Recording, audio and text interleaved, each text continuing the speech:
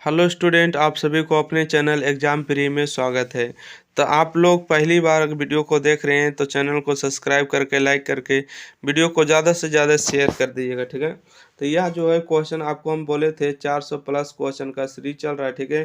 तो इसमें जो पहली बार जुड़े हैं तो वीडियो जो आपको सारा प्ले लिस्ट में मिलेगा। आप अपने एग्जाम की तैयारी में चार चंद लगा सकते हैं, ठीक है। और वीडियो को शुरू से अंत तक देखिएगा, ठीक है, तभी आपको फ़ायदा मिलेगा। इसमें जो है सब्जेक्टिव और ऑब्जेक्टिव दोनों साथ में ही ले चल रहे, ठीक है, ताकि आपको बोरिंग फीलिंग ना हो, ठीक है। कोई जो है किसी भी प्रकार के दिक्कत नहीं होगा। तो चलिए क्वेश्चन नंबर 352 देखते हैं। क्या होता है जब लाल तत्व लोहे पर जलवाष्प प्रवाहित किया जाता है, ठीक है। समीकरण दीजिए। ओके, क्या होता है जब लाल तत्व लोहे पर जलवाष्प प्रवाहित किया जाता है, समीकरण दीजिए। तो आंसर होगा Fe4H2O, Fe3O4 और 4H2O, ठीक है। Fe3O4 बनता है, ठीक है, Fe3O4 बनता है। ओके, कहता है प्रकाश संश्लेषण का समीकरण लिखे।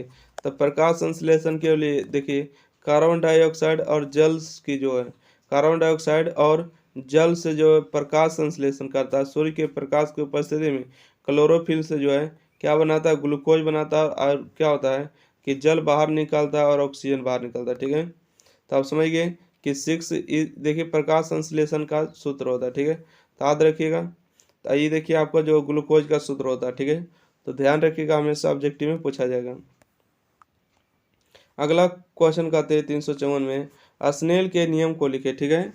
स्नेल के नियम को लिखे। तो स्नेल का नियम क्या कहता है कि किन्हीं दो माध्यमों के लिए आपतन कोण की ज्या sin I एवं अपवर्तन कोण की ज्या sin R का अनुपात एक नियतांक होता है, जिसे स्नेल का नियम कहते हैं, ठीक है। म्यू बराबर sin I बटा में sin R होगा। स्नेल का नियम क्या है, तो किन्हीं दो माध्यमों के लिए आपतन कोण की ज्या sin I एवं अपवर्तन कोण की ज्या sin R का अनुपात एक नियतांक होता है, जिसे स्नेल का नियम कहते हैं। म्यू बराबर होते हैं sin I बटा में sin R। कहते हैं लेंस की क्षमता का ऐसे मात्रक क्या होते हैं, तो डायप्टर होते हैं, ठीक है। लेंस की क्षमता का ऐसे मात्रक क्या होते हैं, डायप्टर होते हैं। अगला है कि विद्युत ऊर्जा का व्यावसायिक मात्रक क्या है, तो किलोवाट घंटा होगा, ठीक है। विद्युत ऊर्जा का व्यावसायिक मात्रक होगा किलोवाट घंटा। एक निष्क्रिय गैस का नाम लिखे तो हीलियम होगा, ठीक है। एक निष्क्रिय गैस का नाम लिखे तो हीलियम होगा। अगला है कि कार्बन के दो अपरूप के नाम लिखे तो हीरा एवं ग्रेफाइट होगा, ठीक है। हीरा के दो अपरूपों के नाम लिखे तो हीरा के हो जाएगा ग्रेफाइट। सोडियम की परमाणु संख्या क्या होगा, 11 होगा, ठीक है। सोडियम की परमाणु संख्या 11 होगा। अगला है कि प्लास्टर ऑफ पेरिस का आणविक सूत्र लिखे तथा इसके उपयोग क्या है, ठीक है। लिखिए, प्लास्टर ऑफ पेरिस का आणविक सूत्र होगा CaSO4 और हाफ H2O होगा, ठीक है। देखिएगा, प्लास्टर ऑफ पेरिस का आणविक सूत्र होगा, ठीक है। प्लास्टर ऑफ पेरिस का आणविक सूत्र क्या होगा, CaSO4 हाफ H2O हो जाएगा। अच्छा, इसका उपयोग क्या है, तो अग्निरोधक पदार्थ बनाने में प्लास्टर ऑफ पेरिस का उपयोग किया जाता है, ठीक है। अग्निरोधक, आग जो रोकने वाली जो होती है उसका उपयोग किया जाता है, ठीक है, प्लास्टर ऑफ पेरिस बनाने में। खिलौने, सजावट के सामान, मूर्तियां तथा इनके साँचे बनाने में होता है, ठीक है। जितना भी खिलौना के साँचा बनता है ना, सजावट के सामान, मूर्तियां बनता है, सबके साँचा बनाने में प्लास्टर ऑफ पेरिस का प्रयोग किया जाता है। अगला क्वेश्चन है कि किन्हीं चार पादप हार्मोन के नाम लिखे, ठीक है। आपको जो है चार पादप हार्मोन के क्या लिखना है, नाम लिखना है। तो पहला देखिए, ऑक्सिन होता है, जिब्रेलिन होता है, यानी कि एब्सिजिक होता है, एसिड होता है, इसके बाद साइटोकाइनिन होता है, ठीक है। किन्हीं चार पादप हार्मोन के नाम लिखे तो आपका हो जाएगा ऑक्सीजन हो जाएगा, जिब्रेलिन हो जाएगा, एफजेसिक होगा, एफसेजिक हो जाएगा, ठीक है, एसिड, साइटोकाइनिन हो जाएगा। अगला है वन संरक्षण हेतु क्या कदम आवश्यक है। तो आंसर होगा वन संरक्षण हेतु निम्नलिखित कदम आवश्यक है, ठीक है। वन संरक्षण हेतु निम्नलिखित कदम आवश्यक है। पहला है कि वनों की कटाई पर रोक लगाना है, वन रोपण है, कृषि वानिकी है, यानी कि लकड़ियों के अवैध व्यापार पर रोक लगाना है, ठीक है। हो जाएगा वन संरक्षण के हेतु आवश्यक क्या कदम है, तो वन संरक्षण हेतु निम्नलिखित कदम आवश्यक है, ठीक है। पहला है कि वन की कटाई पर रोक लगाना है, वन रोपना है, कृषि वानिकी करना, ठीक है, कृषि वानिकी करना है, और लकड़ियों के अवैध पर रोक लगाना है, ठीक है। अगला क्वेश्चन है कि ओजोन परत के क्षय के कारण को लिखे। ठीक है, ओजोन परत के क्षय का कारण को लिखे। तो आपका आंसर होगा ओजोन वास्तव में ऑक्सीजन का एक समस्थानी है। इसके एक अणु में ऑक्सीजन के 3 परमाणु होते हैं। ऑक्सीजन ओजोन की सतह का लगातार अपक्षय एरोसोल समूह के रसायन द्वारा होता है। एरोसोल रसायन प्रोनोदय छिड़काव में प्रयुक्त होते हैं, जैसे यानी कि फ्लोरोकार्बन तथा क्लोरोफ्लोरोकार्बन। ये रसायन वायुमंडल के ऊपरी क्षेत्र में उपस्थित ओजोन के साथ अभिक्रिया करके उसका अपक्षय करते हैं। ठीक है, लोग खराब कर रहे हैं।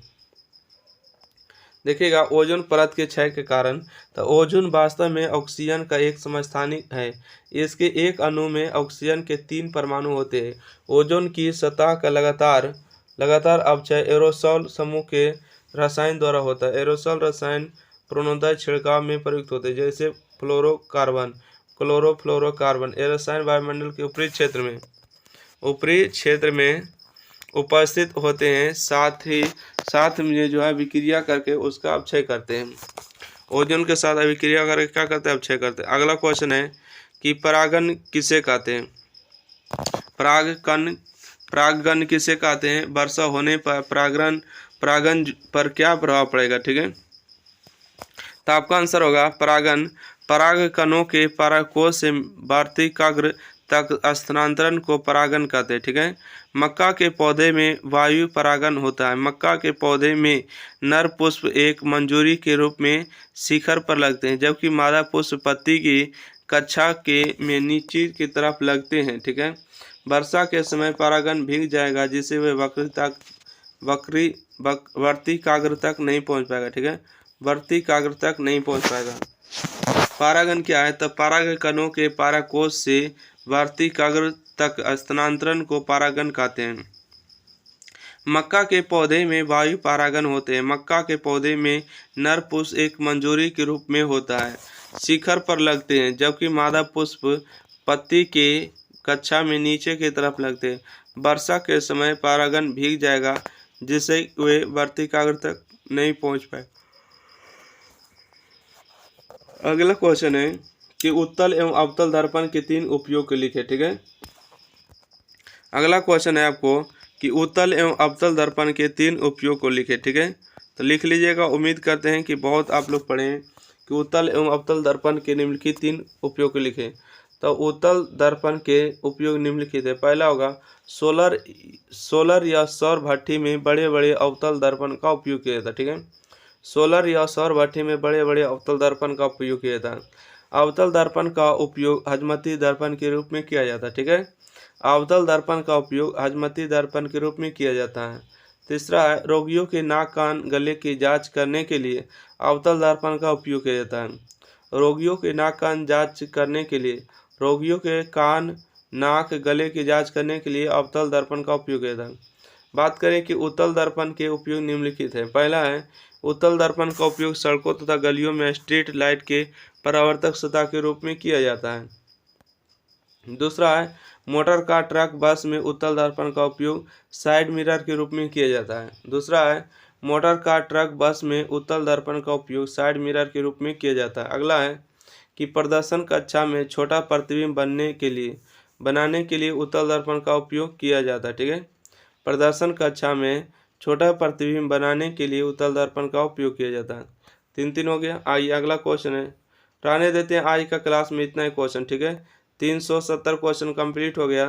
तो फिर मिलते हैं अगला वीडियो के साथ। जब तक के लिए वीडियो को लाइक करिए, शेयर करिए, एग्जाम फ्री को ज़्यादा से ज़्यादा सब्सक्राइब करिए। ठीक है, अगले वीडियो के साथ आपको मिलते हैं। जब तक के लिए थैंक यू।